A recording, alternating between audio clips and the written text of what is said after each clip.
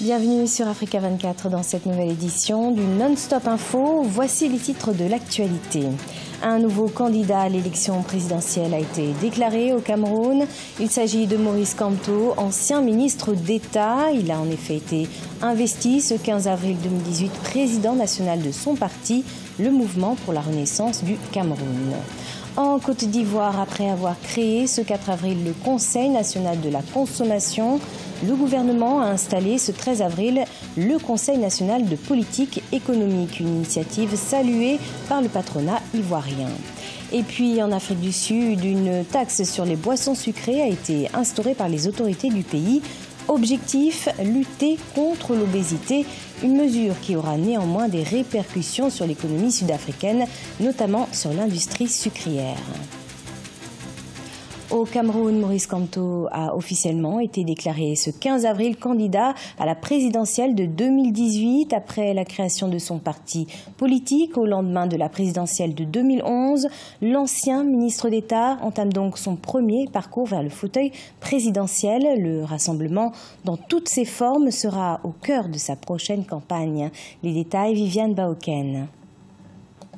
Le Mouvement pour la Renaissance du Cameroun a désormais sa voix pour la prochaine présidentielle de 2018. Maurice Kamto, président national de ce parti, a été investi ce dimanche 15 avril 2018 par ses militants au cours de la deuxième convention de sa formation politique. C'est sous la bannière du rassemblement qu'il entend mener sa bataille jusqu'au fauteuil présidentiel. Prenez la main que je vous tends sincèrement. C'est une main républicaine et patriotique. C'est la main qui, au-delà de son cercle, c'est-à-dire du cercle de mon parti, où il a pourtant des camarades de très grande qualité, est à la recherche des femmes et des hommes capables de l'aider à reconstruire la confiance et un vivre ensemble harmonieux. Dans son discours d'investiture, le candidat Maurice Kamto a relevé quelques axes stratégiques de son programme politique, parmi lesquels la résolution du problème anglophone par la réforme de l'État, le réaménagement du système éducatif, la valorisation de l'agriculture, entre autres. Les militants qui ont fièrement porté leur choix sur le candidat Kamto sont confiants pour la suite. Moi, je vais investir pour le candidat, le professeur Maurice Kamto. Déjà parce que c'est un professeur qui a de la vision pour la jeunesse. Lui qui veut travailler avec la jeunesse, il aime les jeunes. Donc moi, je vais travailler avec le professeur Maurice Kamto. C'est notre président, c'est le futur président de ce pays. Oui, vive le professeur Maurice Kamto, vive le MRC. La convention du Mouvement pour la Renaissance du Cameroun qui s'est achevée ce dimanche 15 avril 2018 à Yaoundé était la deuxième du genre après la création de ce parti politique en août 2012. Avec la désignation de le candidat à la prochaine présidentielle de 2018, ce parti entend briguer le fauteuil présidentiel. Le Conseil national de politique économique a été installé ce vendredi 13 avril en Côte d'Ivoire, présidé par le vice-président de la République, Daniel Kabian-Duncan. Ce conseil a pour mission d'identifier notamment les grands défis économiques nationaux et internationaux que le pays doit relever pour atteindre l'émergence. Les explications, Cheikh Omar Bandaogo. Après la décision de création le 4 avril du Conseil national de la consommation, l'État ivoirien vient d'installer le Conseil national de politique économique.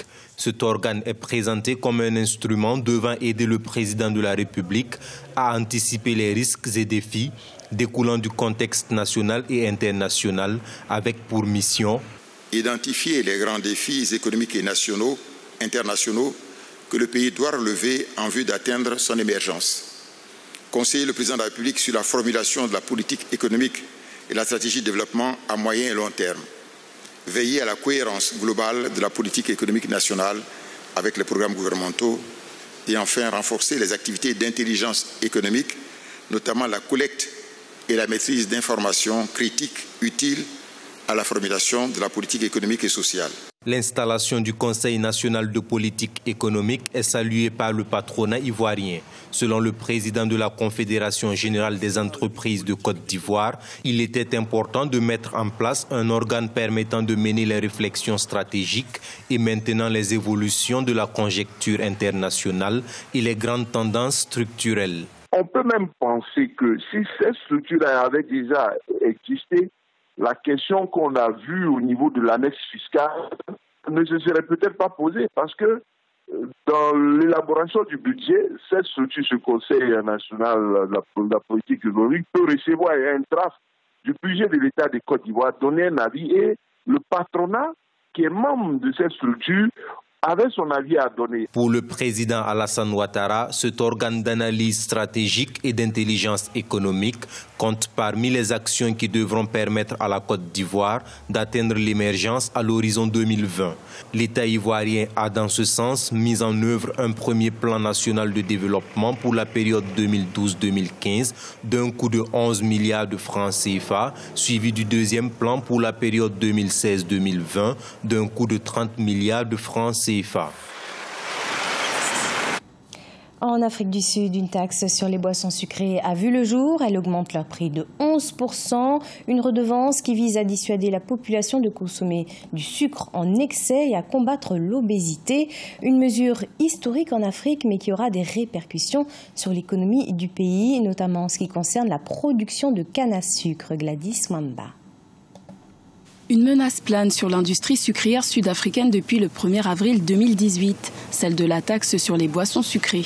En effet, cette nouvelle réglementation pourrait faire perdre 13 200 hectares de canne à sucre, soit 5% de la superficie récoltée. Mais l'exécutif sud-africain a tranché. Il a décidé d'entamer une lutte contre l'obésité qui toucherait un quart de la population. En Afrique du Sud, il n'y a jamais eu une étude complète au plan national de l'apport alimentaire. En conséquence, il y a une compréhension limitée de ce que la population consomme et de l'aliment qui contribue le plus à l'apport en calories et impacte le plus sur l'obésité.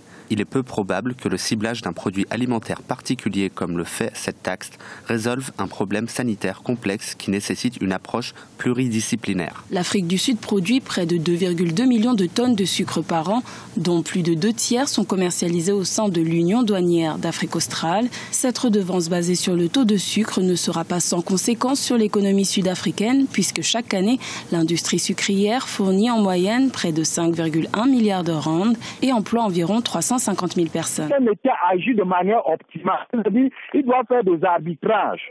Autant l'industrie sucrière apporte des revenus et l'emploi, autant il y a un risque.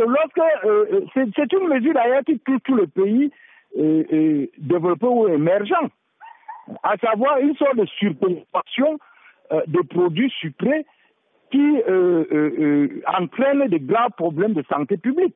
On ne va pas maintenir un secteur qui entraîne un grand nombre de problèmes de santé. Il faut trouver une solution. Cette mesure de santé publique est une première en Afrique. Ces dernières années, le continent est particulièrement touché par les maladies liées à la consommation de sucre, telles que le diabète. Dans l'actualité également, un tout nouveau réseau social Vocal au Mali. Il s'agit de l'Enali. Son objectif, faciliter la communication sur les téléphones portables. La plateforme est en effet disponible en plusieurs langues, comme le Bambara, le Maoré ou encore le Wolof. Découverte de ce reportage de Mokhtar Bari, notre correspondant au Mali. Au Mali, 94% de la population utilise les téléphones portables. Mais seulement 2 millions de personnes parviennent à se connecter à Internet. Ce faible taux s'explique très souvent par la barrière linguistique. Pour démocratiser et réduire la fracture numérique, un jeune entrepreneur malien a mis au point la start-up l'Enali. La particularité de cette application, elle est vocale et dans plusieurs langues africaines comme le Bambara, le Wolof, le Maoré, le Sonrai et le Soninké. Une première mondiale. Cette innovation a eu le mérite de faciliter les échanges avec les acteurs du secteur informel. On a une application qui introduit aujourd'hui des rubriques, par exemple code de la route, par exemple l'alphabétisation, par exemple la sécurité, donc plein d'autres choses qui aident réellement les gens dans leur quotidien. On ne veut pas que ce soit un réseau social où la finalité soit un réseau social, mais on veut que ce soit un outil qui permet vraiment d'aller vers, pour aider au développement durable. Pour créer son compte, il suffit de lancer l'application et une voix vous guide selon la langue de votre choix. Pas besoin d'écrire. Les publications, elles aussi, se font vocalement. Lancée en mars 2017, elle compte plus de 35 000 téléchargements.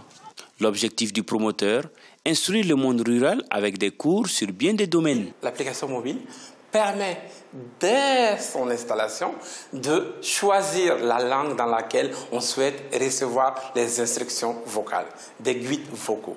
Ensuite, on peut aller jusqu'à rentrer son profil vocalement. C'est-à-dire qu'on soit instruit ou non, on peut faire un profil vocal. Plus tard, quand on rentre dans l'application, on va pouvoir faire des publications vocales, des publications avec des photos sonores, des commentaires vocaux et depuis février dernier, l'appel navigation GPS. Mamadou Sidibé multiplie les initiatives pour faire connaître cette innovation. La dernière évolution, c'est l'appel GPS qui permet de guider l'appelant vers le récepteur de l'appel. Prochaine étape, lancement des versions Peul et Tamashek. C'est la fin de ce journal. Merci de votre fidélité. Dans un instant, une nouvelle édition de l'information sur Africa 24.